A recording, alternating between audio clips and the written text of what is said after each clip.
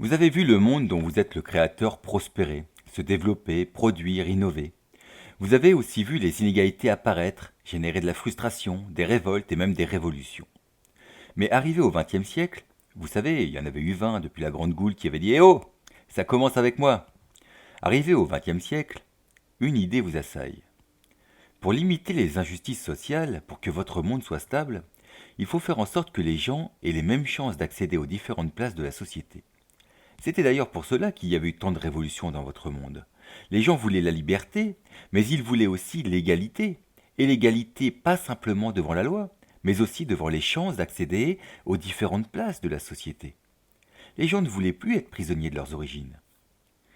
Or, alors vous aviez peut-être écouté un peu trop de philosophes et de sociologues, mais vous aviez le sentiment que le fonctionnement de la société ne permettait pas aux individus d'avoir les mêmes cartes en main. Il fallait y remédier. En jetant un coup d'œil sur ce qui était fait sur les autres terres alternatives, vous dites que vous aussi, vous devriez mettre en place un système scolaire.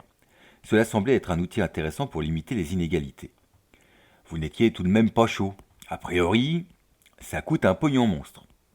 Les profs, ça gueule tout le temps, et les ados, ça pue. Mais un, pas tous. Deux, il n'y a pas que les ados. Trois, il n'y a pas que des ados à l'école. Quatre, ça semble quand même avoir une utilité économique, sociale et politique. Vous décidez de mettre un de vos anges sur le dossier.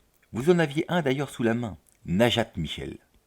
Les anges étant asexués, ils pouvaient à la fois avoir des prénoms féminins et masculins. Et ça ne serait pas Najat Michel qui vous embêterait. Un parfait profil pour cette mission.